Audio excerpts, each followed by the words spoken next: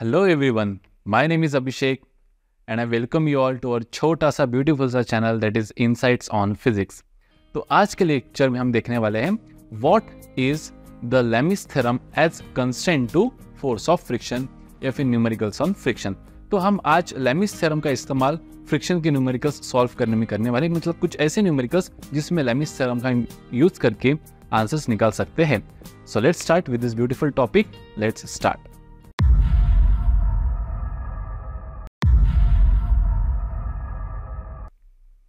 पहला न्यूमेरिकल देखिए, जैसे मान लेते हैं कि यहाँ पे एक ब्लॉक हमने रख दिया जिसका मास हम आपको दे देंगे m, ठीक है, और कोएफिशिएंट ऑफ फ्रिक्शन रहेगा इसके बीच में 0.2, जो एक स्ट्रिंग के साथ इससे कनेक्टेड है, और दूसरा ब्लॉक जिसका वेट मैं यहाँ पे लिख देता हूँ 10 kg, इसके साथ यहाँ पे कनेक्टेड है। और ये जो एंगल आपको दे दिया है बेटा, ये दे दिया है 37 डिग्री। कितना दे दिया है? 37 डिग्री। अभी सीन में आपको ये बताना है कि what should be the minimum mass of this block, ताकि ये सिस्टम आपकी इक्विलिब्रियम में रहे, है ना। क्वेश्चन क्या है? What is the minimum mass of this block, ताकि ये सिस्टम आपकी कैसी रहे बेटा? इक्विलिब्रियम में रहे। अब मुझे बताइए, सिस्टम इक्विलिब्रियम में रहने के लिए तीन फोर्सेस यहाँ पे आपके पास अवेलेबल है। तो अगर तीन फोर्सेस की वजह से सिस्टम इक्विलिब्रियम में रहती है तो हम बिंदास कौन सा थ्योरम इस्तेमाल कर सकते हैं? Lami's theorem. कौन सा थ्योरम बेटा? लेमिस थ्योरम का हम इस्तेमाल कर सकते हैं to keep the system in equilibrium. अब देखो, सिस्टम कौन से तीन फोर्सेस की वजह से इक्विलिब्रियम में रहने वाली है। जैसे मान लेते हैं कि इसमें स्ट्रिंग में टेंशन है बेटा T1। कितना है स्ट्रिंग में टेंशन? T1। इसका टेंशन हम मान लेंगे T2 और इसका टेंशन हम मान लेते हैं T3। वैसे हमको T1 और T3 और T2 ये तीनों भी निकालना है। अब अगर ये सिस्टम इक्विलिब्रियम में होंगी तो जितना वेट इस ब्लॉक पे नीचे लग रहा है बेटा 100 न्यूटन्स, उतना ही इक्वल अपोजिट क्या मिलना चाहिए? इसको फोर्स T2 द्वारा मिलना चाहिए, ताकि इसमें एक्सेलरेशन बने नहीं। अगर इसमें एक्सेलरेशन नहीं बन रहा है, इसका अर्थ क्या है कि T2 is equals to 100 Newton's. तो यहाँ से मैं लिख देता हूँ कि मेरा जो T2 का वैल्यू आ जाएगा, ये आ जाएगा 100 न्यूटन्स। 100 न्यूटन्स। अब अगर सिस्टम इक्विलिब्रियम में है तो ये जो पॉइंट है, इसका नेट फोर्स इसके ऊपर क्या लग रहा है? 0। तो देखिए ये हो जाएगा वो पॉइंट। एक फोर्स लग रहा है इधर जो है T1, एक फोर्स लग रहा है इधर जो है T3, और एक फोर्स लग रहा है नीचे जो है हमारा 100 न्यूटन्स। 100 न्यूटन्स। क्लियर है? अब अगर ये 37 डिग्री है तो ये पूरा कितना हो जाएगा? 127 डिग्री, क्योंकि ये 37 तो ये 37, तो ये भी कितना आ जाएगा बेटा मेरा? 37 डिग्री। और 37 प्लस 90 ये हो जाएगा मेरा 127 डिग्री। वैसे ये हो जाएगा बेटा मेरा 153 डिग्री। कितना हो जाएगा? 153 डिग्री। और ये हो जाएगा बेटा मेरा 90 डिग्री। कितना हो जाएगा? 90 डिग्री। क्लियर है सीन? अब देखिए, ये वाला ब्लॉक इक्विलिब्रियम में कब रहेगा? इस ब्लॉक को खींच कौन रहा है बेटा? T3 खींच रहा है। कौन खींच रहा है इस ब्लॉक को? T3। और इसको अपोज कौन करेगा? आगे जाने कौन नहीं देगा? इसको आगे नहीं जाने देगा बेटा फोर्स ऑफ फ्रिक्शन, क्योंकि जैसे T3 इसको पुश करने की कोशिश करेगा, फ्रिक्शन बोलेगा भाई साहब मुझे भूल गए क्या? तो F मैक्स रहेगा बेटा आपका μn, मैक्सिमम फ्रिक्शन। तो F मैक्स की वैल्यू क्या हो जाएंगे आपकी? बताइए क्या हो जाएंगे मैक्सिमम वैल्यू ऑफ फ्रिक्शन? ये हो जाएंगे आपकी μn। कितनी हो जाएगी? μn। और n कितना इस केस में? mg। n कितना इस केस में? mg। तो जैसे T3 से इधर इसको पुश करना चाहेगा, T3 इसको पुश करना चाहेगा, फ्रिक्शन अपनी मैक्सिमम वैल्यू से इसको रोकने की कोशिश करेगा। तो क्या मैं T3 को रिप्लेस करके, तो ये ब्लॉक रुकेगा कब? जब इसके ऊपर नेट फोर्स क्या लगेगा बेटा? 0। तो जितना T3 आगे इसको, जितना फोर्स से T3 इसको आगे लेके जाना चाहता है, इक्वल एंड अपोजिटली उतने ही फोर्स से फ्रिक्शनल फोर्स इसको रोकना चाहते हैं। तो मैं यहाँ पे लिख सकता हूँ कि T3 जो है मेरा T3, that T3 is nothing but equals to μmg। T3 की वैल्यू क्या हो जाएंगे मेरी? μmg, that is limiting force of static friction. हो गया। अब लगेंगे अपन यहाँ पे Lami's theorem using Lami's theorem. Using Lami's theorem क्या लिख सकते हैं अपन यूजिंग लेमिस थ्योरम? देखिए T1 क्या लिखेंगे यहाँ पे? T1 upon sine 90 is equals to क्या लिखेंगे यहाँ पे? T2 upon T2। T2 तो है ही नहीं सर। हाँ, तो T2 तो 100 है, तो सीधा सीधा लिख देते हैं यहाँ पे T2 कितना है हमारा? 100। T2 कितना है हमारा? 100 अपॉन क्या लिखेंगे बेटा? साइन 53। तो साइन 153 ना लिखते हुए लिखेंगे साइन 90 प्लस 153 नहीं 143 होगा ना, सॉरी 143, 90 प्लस 53। तो यहाँ पे लिखेंगे sine 90 plus 53 that is 143। Is equals to रहा क्या बेटा T3 इज इक्वल्स टू लिख देंगे यहाँ पे T3 होल अपॉन क्या लिखेंगे उसके अपोजिट का एंगल साइन 120 साइन 127 तो लिख देंगे यहाँ पे sine of 90 plus 37 and that is equals to constant. अब देखो कॉन्स्टेंट वैल्यू कितनी है पहले सॉल्व कर लेंगे T1 अपॉन साइन 90 तो इसको अपन लिख सकते हैं T1 अपॉन साइन 90 मतलब बेटा ओनली T1 क्योंकि साइन 90 की वैल्यू क्या हो जाएंगी 1 sine 90 plus theta 90 plus theta हो जाएगा कॉस थीटा तो कॉस 53 हो जाता है हमारा 100 डिवाइड बाय कॉस 53 हो जाता है हमारा 3/5 is equals to sine 90 plus 37 cos 37 तो हो जाएगा T3 अपॉन कॉस 37 की वैल्यू हो जाएंगी हमारा 4/5 इज इक्वल्स टू क्या constant and that constant is equals to कितना K that constant is equals to K। तो यहाँ पे हो जाएगा बेटा हमारा T1 इज इक्वल्स टू ये 5 ऊपर चला जाएगा तो ये हो जाएगा 500/3 is equals to 4 times T3 upon कितना 5 अपॉन 4 5 ऊपर चला जाएगा तो ये 5 अपॉन लिख देंगे नीचे 4 तो हो गया भाई साहब T2 मिल गया 100 T1 की वैल्यू कितना मिल गया T1 के ये कांस्टेंट है और कांस्टेंट की वैल्यू क्या है 500/3 तो T1 हो जाएगा कांस्टेंट मतलब कितना आ जाएगा ये 500/3 न्यूटन्स। और अगर मैं इसको इक्वेट करूँ दोनों इक्वेशंस को है ना तो क्या लिख सकता हूँ मैं यहाँ पे देखो 500/3 is equals to 5T3 divide by कितना 4 तो ये 5 1 जार 5 कितने जार 100 जार तो ये हो जाएगा 400/3 तो T3 की वैल्यू क्या हो जाएंगी T3 की वैल्यू हो जाएंगी 400/3 न्यूटन्स 400/3 न्यूटन्स। T1 हो जाएगा हमारा 500/3 न्यूटन्स। तो उसी तरह से what will be the force of friction बेटा फोर्स ऑफ फ्रिक्शन भी T3 जितना हो जाएगा हमारा तो T3 क्या है हमारा T3 हमारा 400/3 और दिस इज T3 और वही क्या है हमारा म्यू mg तो ये हो जाएगा बेटा 400/3 इज इक्वल टू म्यू क्या हो रही है कितनी बेटा 0.2 तो लिखेंगे 2/10 इंटू मास हमें निकलना है इंटू एक्सेलरेशन इंटू ग्रेविटी कितना है हमारा 10 तो g से g मतलब 10 से 10 cancel so what is the value of मास बेटा ये हो जाएगा 400/6 2 को नीचे लेके आओ 400/6 ट्वाइस एम इज 400/3 ना तो ये हो जाएगा बेटा बेसिकली 200/3 और 200/3 की वैल्यू हो सकती है 66.67 kg 66.67 kg तो मिनिमम इतना मास होना ही चाहिए ताकि ये सिस्टम क्या रहे इक्विलिब्रियम में रहे। अगर इससे ज़्यादा भी मास हुआ तो चलेगा क्योंकि फ्रिक्शनल फोर्स ज़्यादा भी आया तो जितनी की जरूरत है उतना ही लगेगा लेकिन अगर कम हुआ तो फिर T3 हावी हो जाएगा। जैसे मान लो अगर फ्रिक्शन आपका आ रहा है 100 न्यूटन तो कोई दिक्कत नहीं T3 कितना आ रहा है आपका T3 कितना आ रहा है आपका T3 आ रहा है 400/3 मतलब 133 तो उतना ही लगेगा। लेकिन अगर उससे कम हो रहा है किससे मतलब फ्रिक्शनल फोर्स जो है ये T3 से अगर कम आ रहा है मैक्सिमम फ्रिक्शन तो फिर T3 उसको हावी हो जाएगा और सिस्टम इक्विलिब्रियम में रहेंगी नहीं। तो क्वेश्चन वही था कि find the minimum value of m so that the system will be in equilibrium. System equilibrium में मतलब क्या कि T1 T2 T3 की वजह से नेट फोर्स जो इस पॉइंट O पे लग रहा है वो क्या है बेटा 0। इसलिए सबसे पहले अपन ने लेनिस थ्योरम में पॉइंट O के लिए तीनों फोर्सेस लगा दिए क्योंकि यहाँ पे T2 इज इक्वल टू 100 क्यों क्योंकि अगर ये ब्लॉक इक्विलिब्रियम में है तो जितना नीचे लग रहा है 100 उतना ही टेंशन इसमें आएगा तो T2 हो जाएगा यहाँ से हमारा 100 तो हमने यहाँ पे लिख दिया 100 फिर ये अगर 37 तो 37 से लिख दिया 127 तो ये हो जाएगा 53 कौन सा ये वाला एंगल हो जाएगा 53 तो ये पूरा हो जाएगा 90 प्लस 53 दैट इज 143 90 बस यहाँ पे लिख देंगे T1 अपॉन साइन 90 T2 मतलब 100/143 और T3/127 इसको सॉल्व कर दिया खत्म। तो हमको T3 कितना मिला T3 मिला हमको बेटा 400/3 और T3 की वैल्यू क्या है हमारी इक्वल्स टू म्यू mg तो हमने लिख दिया इक्वल्स टू म्यू mg वहाँ से हमने निकल दिया वैल्यू ऑफ m। तो इससे कम मास यहाँ पे नहीं चलेगा क्योंकि उतना फ्रिक्शन फोर्स नहीं मिल पाएगा जो T3 को क्या कर सके बैलेंस। इससे ज़्यादा मास आना तो चलेगा ज़्यादा फ्रिक्शनल फोर्स बनेगा तो कम में कम हो जाएगा क्योंकि फ्रिक्शनल फोर्स तो उतना ही लगेगा जितने की जरूरत है खत्म। तो इस तरह से ये सीन बनेगा।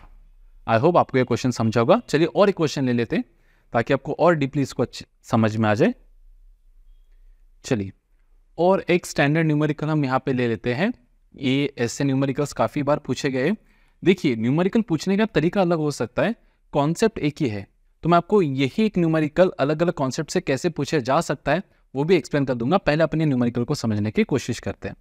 अब देखिए आपको पूछेगा कि कोई एक ब्लॉक है जिसका मास है 10 kg और उसको एक स्ट्रिंग से जो कि स्मूथ पुली के ऊपर है वहां से रोल करके एक ब्लॉक ऑफ मास छोटा m के साथ कनेक्ट कर दिया है और यहाँ पे जो कोएफिशिएंट ऑफ फ्रिक्शन है बेटा इनके बीच में वो है 0.2। कितना है कोएफिशिएंट ऑफ फ्रिक्शन 0.2। इनके बीच में, ये ब्लॉक और इस पुली के बीच का जो कोएफिशिएंट फ्रिक्शन है वो है 0.2। आपको पूछेंगे, और एंगल ऑफ इंक्लिनेशन आपको दिया बेटा 37 डिग्री, ठीक है। आपको पूछेंगे कि what should be the minimum and maximum value of this mass m, या फिर what should be the range of this mass m so that the system will be in equilibrium, या फिर the net force acting on the block is 0। कि भाई ये मास m का क्या minimum, न्यूनतम और मैक्सिमम, अब देखो दो वैल्यूज पूछे, क्यों पूछे आपको आगे चलकर समझेगा। ये what should be the value of this mass m, what should be the value of this mass m so that the system is in equilibrium. Is in equilibrium मतलब क्या, कि net force acting on a system is 0, मतलब acceleration क्या है 0। अब ऐसा दो मास क्यों, रेंज क्यों पूछा होगा आपको, व्हाट इज मिनिमम और मैक्सिमम फोर्स क्यों पूछा होगा। देखो सबसे पहले अपन एक काम करते थे कि जैसे मान लो ये ब्लॉक जो है, यहाँ पे नीचे कितना लगेगा बेटा mg, कितना लगेगा, नीचे लगेगा आपका mg। मैं तो बोलता हूँ इसको अपन वेरिएबल के फॉर्म में कर लेते, ठीक है। इसको 10 kg को मारो गोली, इसको अपन लिखेंगे बेटा कैपिटल M, और इसको अपन लिखेंगे स्मॉल m। अब क्योंकि कैपिटल M और स्मॉल m में हम डिफरेंशिएट नहीं कर पाते, इसलिए हम स्मॉल m को लिखेंगे m0 से और कैपिटल M को लिखेंगे सिर्फ m से। तो नीचे लग रहा है बेटा यहाँ पे m0g, कितना लग रहा है नीचे m0g। इसके वजह से स्ट्रिंग में टेंशन आ जाएगा बेटा T, कितना टेंशन आ जाएगा T। अब क्योंकि स्ट्रिंग कैसी थी आपकी, स्मूथ थी, तो एक स्ट्रिंग है तो टेंशन भी कैसे रहेगा, एक ही रहेगा, तो यहाँ पे भी T, यहाँ पे भी T। क्लियर है सीन। नेक्स्ट, अगर इसका बाइफर्केशन हम करना चाहे, यहाँ पे इसको अगर हम क्या करना चाहे, रिजॉल्व करना चाहे, तो ये कंपोनेंट बन जाएगा बेटा आपका mg cos थीटा कंपोनेंट, और ये कंपोनेंट आपका बन जाएगा यहाँ पे mg sin theta component, mg sin theta component. ऊपर लग जाएगा आपका नॉर्मल रिएक्शन, ऊपर लग जाएगा आपका नॉर्मल रिएक्शन, और इधर लग जाएगा टेंशन, खत्म। क्लियर से यहाँ तक। अब ध्यान से देखो कि फॉर एग्जाम्पल हम यहाँ पे ये मान लेते, फॉर एग्जाम्पल हम यहाँ पे ये मान लेते कि ये जो है सिस्टम इक्विलिब्रियम में आ गई किसी फोर्स के कारण। अब सिस्टम इक्विलिब्रियम में आ गई, इसका अर्थ क्या हो गया बेटा, कि इसमें जो एक्सेलरेशन है वो भी 0 है, और इसमें जो भी एक्सेलरेशन होगा वो 0 होगा। अब ध्यान दो, अगर सिस्टम में एक्सेलरेशन नेट 0 है, तो जितना फोर्स ये ब्लॉक के ऊपर लग रहा है, उतना ही फोर्स इस ब्लॉक के ऊपर नीचे लगेगा। मतलब क्या मैं सीधा सीधा यहाँ पे लिख सकता हूँ कि अगर एक्सेलरेशन 0 है, मतलब सिस्टम इक्विलिब्रियम में है, तो T की वैल्यू जो यहाँ पे रहेंगी that will be is equals to m0g। क्या रहेगा, that will be is equals to m0g। मतलब बेसिकली इसको जो यहाँ पे खींचेगा, ये मास m को जो यहाँ पे टेंशन खींचेगा, वो टेंशन कितना रहेगा बेटा m0g, वो वैल्यू कितना रहेगा m0g। अब देखो यहाँ पे अपन वापस एक बार रीड्रॉ कर लेते, यहाँ पे मैं बना दूंगा नीचे mg cos थीटा, या फिर mg cos थीटा बनाते नहीं, ऊपर क्या है बेटा टेंशन T, और T की वैल्यू कितनी है m0g, तो यहाँ पे मैं लिख दूंगा tension T which is equals to कितना m0g। फ्रिक्शनल फोर्स देखो कैसा लगेगा, ध्यान दो, इसका जो ये जो ब्लॉक है, इसका एक कंपोनेंट कहाँ लग रहा है बेटा mg sin थीटा, नीचे लग रहा है। mg sin थीटा कहाँ लग रहा है, एक कंपोनेंट कहाँ लग रहा है, नीचे, इस डायरेक्शन में जो उसको नीचे खींचने की कोशिश कर रहा है, ठीक है। अब ध्यान दीजिए T कितना है हमारा m0g है, कितना है m0g। अब ध्यान दो, ये ब्लॉक कहाँ जाएगा, ये किसके ऊपर डिपेंड करता है बेटा, कि कौन बड़ा है, m0g बड़ा है, मतलब tension is equal to m0g बड़ा है, या mg sin थीटा बड़ा है।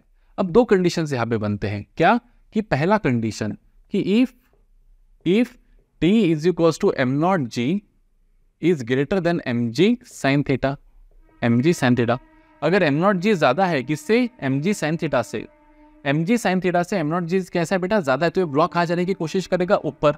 लेकिन ये ब्लॉक जा पाएगा के ऊपर, नहीं जा पाएगा। उसका रीजन ये है क्योंकि अगर ये ब्लॉक, मतलब मान लो किसी कारण से m0g अगर mg sin थीटा से बढ़ गया, तो ये जैसे ही ऊपर जाने की कोशिश करेगा, वैसे ही ब्लॉक और सरफेस के बीच में आ जाएंगे रिलेटिव मोशन।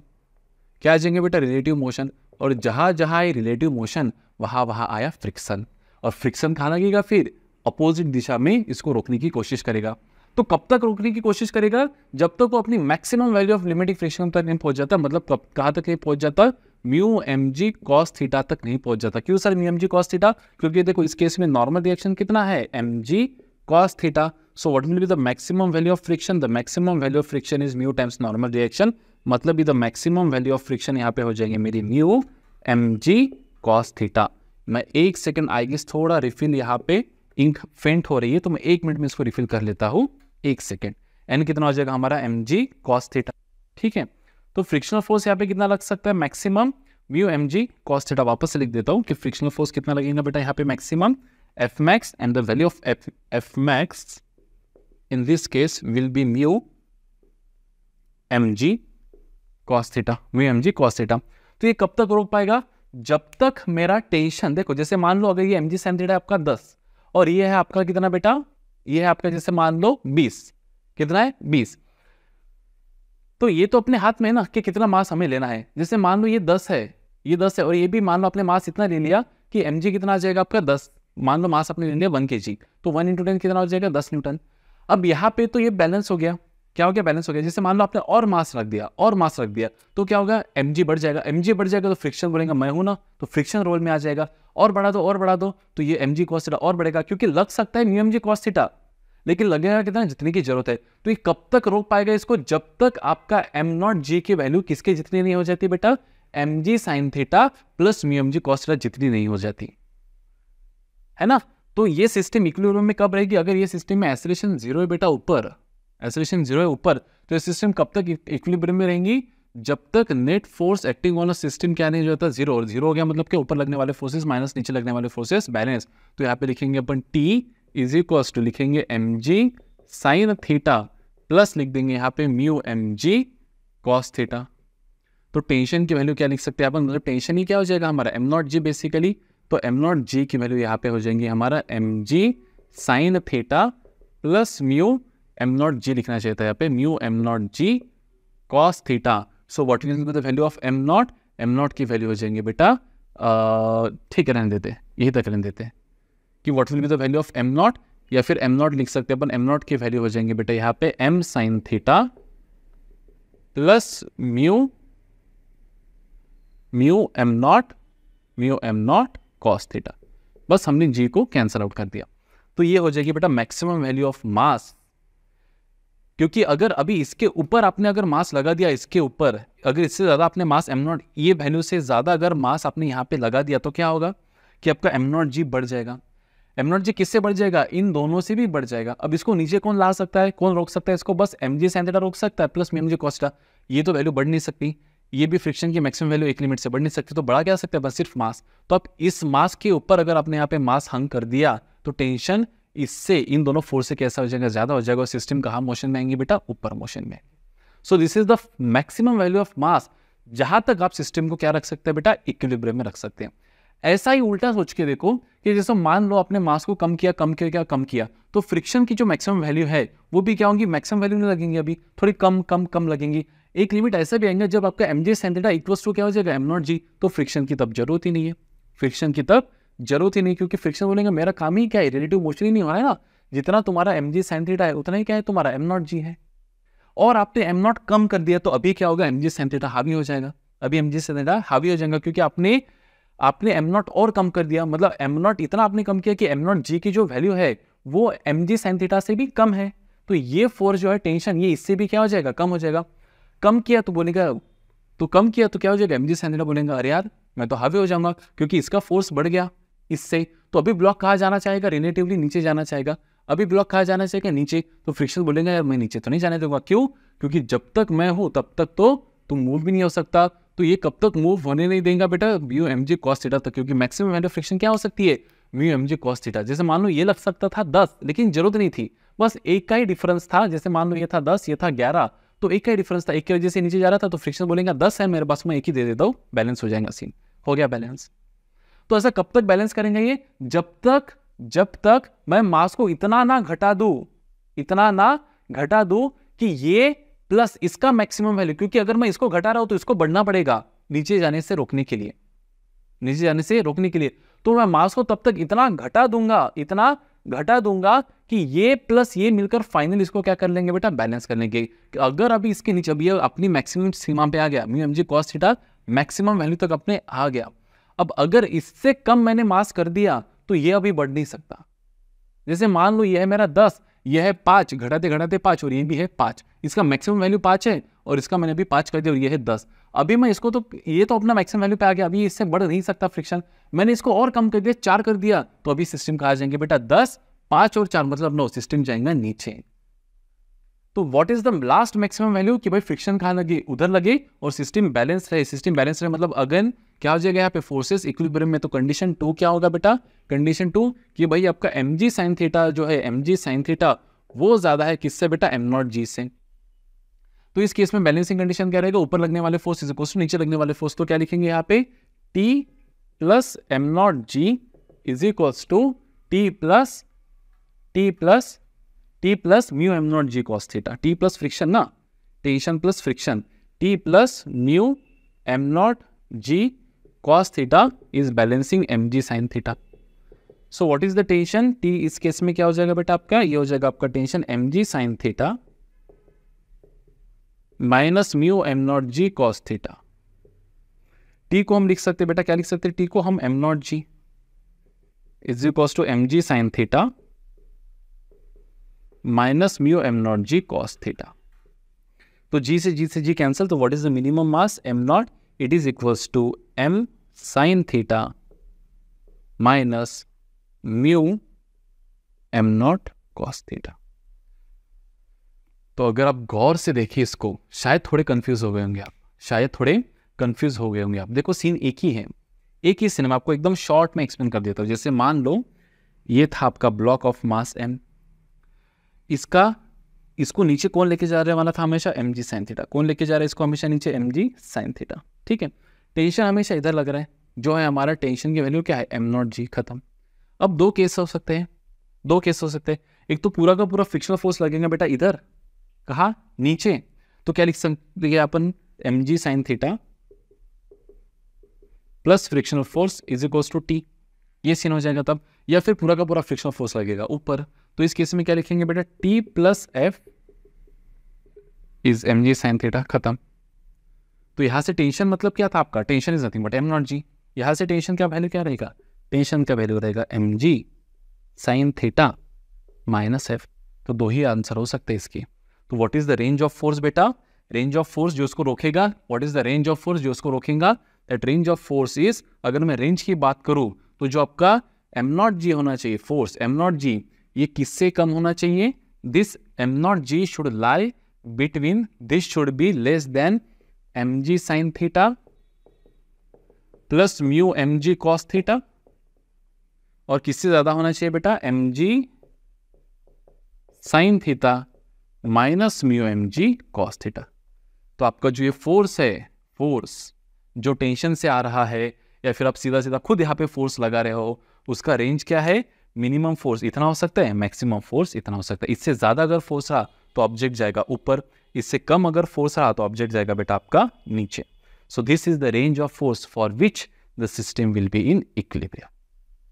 तो ये फोर्स हो गया. अगर आपको कोई मास पूछे m, तो डिवाइड बाय क्या, सबको g, तो आंसर आ जाएगा m sine theta minus mu M cos theta, और ये आ जाएगा आपका m sine theta plus mu M cos theta.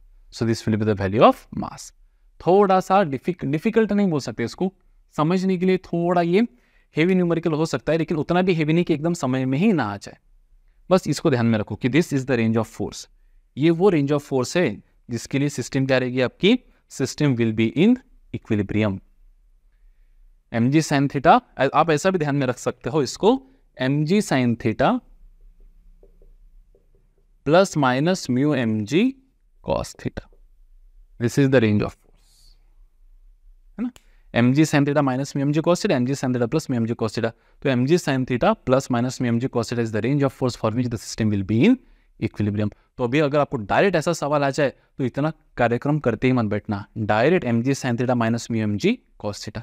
चलो एक न्यूमेरिकल फॉर्म में इस वीडियो को एक न्यूमेरिकल ले लेते. न्यूमेरिकल फॉर्म में, वेरिएबल फॉर्म में हो गया. चलो एक न्यूमेरिकल फॉर्म में न्यूमेरिकल ले लेते हैं ताकि आपको थोड़ा फील आ जाए. देखो कि जैसे बोल रहा हूं मैं कि इसका मास है बेटा 10 kg. कितना है? 10 kg. फिर हम उस न्यूमेरिकल से वेरिएबल को भी कन्वर्ट कर लेंगे और उस फॉर्मूला को वेरीफाई कर लेंगे. मास है 10 kg और म्यू की वैल्यू मैं देता हूँ आपको यहाँ पे 0.2. ठीक है, और बोलता हूँ कि क्या वैल्यू ऑफ फोर्स मैंने यहाँ पे लगाना चाहिए F. अभी यहाँ पे ऐसे नहीं बोल रहा कि मैंने मास लगाया भाई, तो वो मास कितना होना चाहिए ताकि ये सिस्टम है. बस वो मास भी अगर मैंने लगा दिया तो उसका जो वेट है that is nothing but tension, and tension is nothing but that force. ठीक है, तो what value of force should I apply here to bring this system in equilibrium? What is the range of that force? ठीक है, तो सबसे पहले काम सुंदर डायग्राम. देखो नीचे क्या आ जाएगा बेटा? नीचे आ जाएगा 100 न्यूटन. कितना आ जाएगा? 100 न्यूटन. ये एंगल ले लेंगे अपन 37 डिग्री. कितना लेंगे? 37 डिग्री. तो ये हो जाएगा बेटा 100 cos 37, मतलब ये हो जाएगा बेटा 80 न्यूटन, और ये हो जाएगा 100 sin 37, मतलब ये हो जाएगा बेटा 60 न्यूटन. इसको रिमूव कर दो, 100 न्यूटन. खत्म. वेट को रिजॉल्व कर दिया. ऊपर क्या लगने वाला है बोलो? ऊपर लगने वाला है नॉर्मल रिएक्शन. ऊपर क्या लगने वाला है? Normal reaction. This is your normal reaction N, और ये है आपका फोर्स ऑफ फ्रिक्शन. ये क्या है आपका? सॉरी, ये है आपका एक्सटर्नल फोर्स जो आप लगा रहे हो. ठीक है। अब मैं निकाल लेता हूँ यहाँ पे मैक्सिमम फोर्स ऑफ फ्रिक्शन कितना लग सकता है। What is the maximum force of friction that can be applicable. So it is mu N. Mu कितना है आपका 0.2 बेटा, म्यू कितना है आपका 0.2। और what is the value of normal reaction 80, तो यहाँ पे लिख दूंगा बेटा मैं 0.2 into 80। So the maximum value of friction that can be applied here is 16 Newton's. कितना है बेटा ये 16 न्यूटन्स। 0.2 इंटू 80 कितना हो जाएगा मेरा 16 न्यूटन्स। 16 न्यूटन तक का फोर्स इस ऑब्जेक्ट पे यहाँ पे लग सकता है। अब ध्यान दो ये फ्रिक्शन लगेगा कब, पहले तो सोचो कि जैसे मान लो एकदम सिंपल से अपन सोचेंगे कि जैसे मान लो अपने फोर्स के वैल्यू 0 से स्टार्ट करेंगे अपन। चलो फोर्स की वैल्यू कहाँ से स्टार्ट करेंगे 0 से, 0 ग्रेटर देन एफ। फोर्स आपने बढ़ाया 1 न्यूटन किया, 2 न्यूटन किया, 3 न्यूटन किया, 4 न्यूटन किया, तो ऑब्जेक्ट मूव होगा क्या, ऑब्जेक्ट मूव ही नहीं होगा। क्यों मूव नहीं होगा, देखो ध्यान दो कि जैसे आप फ्रिक्शन फोर्स लगा रहे हो बेटा यहाँ तक, फोर्स लगा रहे हो आप किधर इधर, कितना लगा रहे हो आप बेटा यहाँ पे, मूव होगा नहीं होगा, सोचो थोड़ा सोचो, मूव होगा या नहीं होगा। 0 न्यूटन अगर आपने फोर्स लगा दिया ऑब्जेक्ट मूव होगा क्या, होगा ना सर, नहीं कैसे बोला आपने। मान लो अगर आपने फोर्स लगा दिया बेटा 0 न्यूटन, कितना लगा दिया 0 न्यूटन, तो नीचे कितना है 16 न्यूटन। फ्रिक्शन अगर ये ऑब्जेक्ट जा रहा है नीचे, आप फोर्स लगा ही नहीं रहे हो, तो फ्रिक्शन का लगेगा ऊपर, और कितना लगेगा 16 न्यूटन। कितना लगेगा, नीचे लग रहा है 16 न्यूटन, फ्रिक्शन लग रहा है 16 न्यूटन। तो हो सकता है कि फ्रिक्शन कहाँ लगे, पूरा का पूरा 16 न्यूटन ऊपर लगे। तो आपको मिनिमम कितना फोर्स लगाना पड़ेगा ताकि ये ऑब्जेक्ट आपका इक्विलिब्रियम में आ जाए।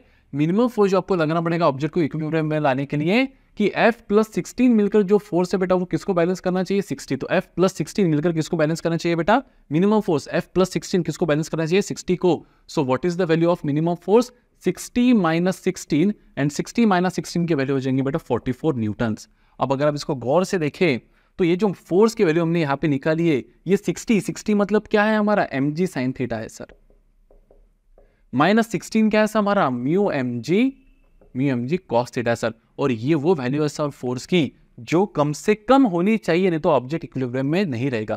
कि जैसे मान लो अगर आपकी फोर्स की वैल्यू 44 से कम है तो ये कितना है 16, ये कितना मैक्सिमम कितना लग सकता है फ्रिक्शन 16, ये कितने से खींचना है 60 से।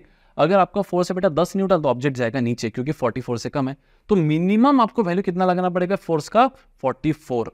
अभी आप खुद लगाओ या फिर ऐसा पुली ले लो, उसको मास लगा दो, उसका मास का वैल्यू कितना होना चाहिए 4.4, क्योंकि अगर मास का वैल्यू 4.4 होगा तो 44 नीचे लगेगा तो टेंशन आएगा 44, तो फोर्स लगेगा 44, तो ये आ जाएगा इक्विलिब्रियम में। अगर आपका मास का वैल्यू 4.4 kg से कम हो तो फोर्स 44 से कम होगा। अगर फोर्स 44 से कम रहा तो 44 प्लस ये मैक्सिमम 16 ही लग सकता है, तो 44 + 16 मतलब 44 से कम वैल्यू में आप 16 में ऐड करो तो आंसर आपका 60 से कम आएगा, तो ऑब्जेक्ट जाएगा आपका नीचे। तो आपका ऑब्जेक्ट जो है ये 0 से लेकर 44 तक एक्सेलरेशन कहाँ है, नीचे है। एक्सेलरेशन 0 नहीं, एक्सेलरेशन कहाँ रहेगा नीचे। देखो ना अगर आप लगा फोर्स 10 + 16 26 60 है नीचे फ्रिक्शन बढ़ ही नहीं सकता, मैक्सिमम वैल्यू 16 है उसकी। क्लियर है, तो ये है मिनिमम वैल्यू। अब देखो आप फोर्स बढ़ाओ, जैसे अभी कितना लगे थे आपने 44, ये कितना है 16, आप फोर्स बढ़ाओ इसको कर दो 45। अब क्या होगा 45 + 16 61 और ये 60 ऊपर जाएगा ऑब्जेक्ट, नहीं सर ये तो फ्रिक्शन है, सेल्फ एडजस्टिंग फोर्स है। कैसा फोर्स है, सेल्फ एडजस्टिंग। अगर जैसे आपने यहाँ पे 44 से एक वैल्यू बढ़ा दिया 45 कर दिया 45, तो ये हो जाएगा 15। क्यों, क्योंकि ये बोलेंगे जरूरत कितनी है कि तेरे को, तो 45 लगा रहा है, ये 60 से खींच रहा है, 15 से नीचे जा रहा है, रुक मेरे पास कितने हैं ऊपर है 16, तेरे को कितने चाहिए 15, ले रख, 1 रुपया मैं रखता हूँ, ये ले 15 ले, खुश रहे। अच्छा तू कितना लगा रहा है 50 लगा रहा है 50, कोई दिक्कत नहीं, ये 60 है ये 50 है, कहाँ जा रहा है ऑब्जेक्ट नीचे, 10 का घपला है, रुक मैं 60 दे सकता भाई, 16 दे सकता, ये ले 10 ही ले, दे सकता मैं 16, मैक्सिमम कितना लग सकता है 16, 10 ही ले भाई 10 ही ले, 10 से काम हो जाएगा तेरा, दे दे 10, 50 जो आपने लगाया था प्लस 10 जो इसने दिया 60। अच्छा तो तू कितना लगा रहा है फोर्स, कितना लगा रहा है 60 लगा रहा है फोर्स, कितना लगा रहा है 60, अरे मेरी तो जरूरत ही नहीं तेरे को, पूरे 16 रुपए मेरे पास, 60 लगा रहा है ना, इसको तो ऐसे रोक लेगा, जरूरत ही नहीं है। अच्छा 61 लगा रहा है, कितना लगा रहा है 61, जब ये आप 60 लगाओगे बेटा तब F हो जाएगा आपका mg sin थीटा, तो फ्रिक्शन रहेगा ही नहीं, क्योंकि जैसे जैसे आप यहाँ पे 44 लाओगे 44 + 16 60, 45 + 15 60, 46 + 14 16, 50 + 10 16, 55 + 5 फ्रिक्शन 16, 60 + 0 फ्रिक्शन 16। फ्रिक्शन अपने मन से लगेगा, जितने की जरूरत है उतने का ही लगेगा। अब जैसे आपने यहाँ पे कर दिया बेटा 61, फ्रिक्शन बोलेंगे यार तू तो गद्दार निकला, 61 कर दिया तूने, ये है नीचे 60 अब तो ये फोर्स ऑब्जेक्ट को कहाँ खींचना चाह रहा है, ऊपर। तो फ्रिक्शन बोलेंगे ऐसा है क्या, रुक, मैं तो सेल्फ एडजस्टिंग हूँ और 16 तक मैं तेरे को रोक सकता, तो फ्रिक्शन लगेगा अभी पीछे। और कितना लगेगा बेटा, 1 न्यूटन। अगर आपने फोर्स कितना लगा दिया, 61 लगा दिया, तो 61 को 60 और फ्रिक्शनल फोर्स का एडजस्ट, फ्रिक्शन फोर्स का लगेगा बेटा 1 न्यूटन का, पीछे बैलेंस हो जाएगा। ये बोलेंगे फोर्स ऐसा है क्या, रुक मैं और लगा तो 70, कितना 70, ये कितना 60, फ्रिक्शन बोलेंगे अरे मैं तो 10 ऐसे लगा दूंगा, 16 लगा सकता, 10 की क्या बात है, ये ले खत्म। कितना तक लगा सकता हूं मैं, मैक्सिमम 16 तक। तो तू 16 ज्यादा लगा इससे, तभी भी मैं तेरे को रोक लूंगा। तो मैक्सिमम वैल्यू ऑफ फोर्स क्या हो सकता है बेटा, मैक्सिमम वैल्यू ऑफ फोर्स कि अभी मैक्सिमम वैल्यू नीचे कितना लग सकता है 16, उससे ऊपर अभी नहीं लग सकता, और नीचे या क्या लग सकता है 60, उससे ऊपर mg sin थीटा तो होने ही नहीं वाला है। तो फोर्स कितना हो जाएगा, इन दोनों को बैलेंस करने के लिए जो आप फोर्स लगा सकते हो वो कितना लगा सकते हैं बेटा, F is equals to 60 plus 16, मतलब F इज इक्वल्स टू 96। और अगर आप यहाँ पे गौर से देखिए, अगर आप यहाँ पे गौर से देखिए तो F की मैक्सिमम वैल्यू क्या आ रही है बेटा, mg sin theta which is 60 plus mu mg cos theta which is equals to frictional force, which is equals to frictional force. This is the maximum value of force जो आप लगा सकते हो object को इक्विलिब्रियम में रखने के लिए, नेट एक्सेलरेशन 0 रखने के लिए। अब अगर आपने यहाँ पे लगा दिया बेटा 96 के ऊपर 100 लगा दिया, मान लो 100, तो ये तो हो गया 96, फ्रिक्शन 16 के ऊपर नहीं लग सकता, ये तो 60 ही रहेगा mg sin थीटा, ये कैसे बढ़ेगा, तो ये 60 प्लस 16 96, आपने लगा दिया 100, तो अभी ऑब्जेक्ट कहाँ जाएगा, ऊपर। तो अगर आप फोर्स लगा रहे हो बेटा इस वैल्यू से कम, तो एक्सेलरेशन रहेगा नीचे 0 से 44 तक। और अगर आप फोर्स लगा रहे हो बेटा, अगर आप फोर्स लगा रहे हो किससे ज़्यादा बेटा, 96 से ज़्यादा, इन्फिनिटी तक कितना भी लगाओ तो एक्सेलरेशन रहेगा बेटा ऊपर। That's it. So what is the range of force for which the system is in equilibrium, the range of force is, force must be greater than mg sin theta minus mu mg cos theta, and it should be less then, किससे less होना चाहिए बेटा, mg sin theta plus mu mg cos theta. So the range of force, range क्या होना चाहिए बेटा आपका, range होना चाहिए फोर्स का, क्या है the range of force, it is mg sin theta plus minus mu mg cos theta. ये है range of force for which the system will try to be in equilibrium. अगर इससे फोर्स कम लगा रहे हो तो सिस्टम जाएगा नीचे, अगर फोर्स ज़्यादा लगा रहे हो तो सिस्टम जाएगा ऊपर। इसके बीच में 44 से 96 के बीच में कुछ भी फोर्स लगा रहे हो तो सिस्टम रहेगा इक्विलिब्रियम में। फ्रिक्शन की वैल्यू वेरी करेंगी जितनी की जरूरत है उतना। जैसे आप लगा रहे हो, जैसे मान लो आप लगा रहे हो यहाँ पे 55 न्यूटन्स, 55, तो ये 55, ये 60, 5 न्यूटन आएगा ऊपर, 5 तो आ सकता है क्योंकि 16 आ सकता है ना मैक्सिमम, तो 5 आ जाएगा। अगर आप लगा रहे हो मान लो 90 लगा रहे हो, कितना लगा रहे हो 90, नहीं 90 कितना 6 96 कैसे हो गया, तब का कौन बताएगा बोलना, 76 कितना 76। बहुत बच्चे सोच रहे हैं साला 96 कहाँ से मास्टर ने लिख दिया 76 बेटा, कितना 76। मान लो आपने फोर्स लगा दिया 76, कितना 70, तो ये 70 और ये कितना 60, तो फ्रिक्शन बोलेगा अच्छा नीचे जाना चाहता है, रुक नहीं जाने दूंगा, फ्रिक्शन मतलब ये 70 लगा दिया आपने, यहाँ पे लगा दिया 60, तो ऑब्जेक्ट कहाँ जाना चाहेगा ऊपर, है ना, ये 70 है ये 60 है, तो ऑब्जेक्ट जाना चाहेगा ऊपर, तो फ्रिक्शन बोलेगा मैं 16 लगा सकता हूँ, ये ले 10, तो ये 60 प्लस 10 70 विल बैलेंस 70। 76 भी आपने लगा दिया तभी भी ये 76, ये 60 और ये पूरा का पूरा 16। अभी आपने अगर 77 लगा दिया तो ये 60 और ये 16 76 से लग सकता है, 1 न्यूटन से ऑब्जेक्ट कहाँ जाएगा ऊपर, अगर फोर्स आपका 76 से ज़्यादा है, 44 से कम है तो जाएगा नीचे। दैट्स इट, खत्म। So this is the range of force. अब बस मैंने इसके पहले के न्यूमेरिकल में क्या कर दिया था कि भाई फोर्स आप खुद नहीं लगा रहे, फोर्स आप किससे लगवा रहे हो, फोर्स आप लगवा रहे हो किसी मास से, इसका मास ले लिया था हमने m0, तो बस ये मास में मास का जो वेट रहेगा m0 g, now that is acting as a force and that force is nothing but your tension. बस वो फोर्स आप खुद नहीं लगा रहे थे, किससे लगवा रहे थे, मास से लगवा रहे थे, मास से लगवा रहे थे। तो फिर वैल्यू ऑफ मास क्या रहेंगी, जैसे मान लो यहाँ पे मिनिमम फोर्स कितना चाहिए 4.4, तो मिनिमम मास कितना होना चाहिए डिवाइड बाय जी कर दो, m0 की वैल्यू हो जाएंगे 4.4, तो 4.4 से कम अगर मास रहा तो सिस्टम जाएगा नीचे, अगर 7.6 से ज़्यादा मास रहा तो सिस्टम जाएंगे ऊपर, खत्म।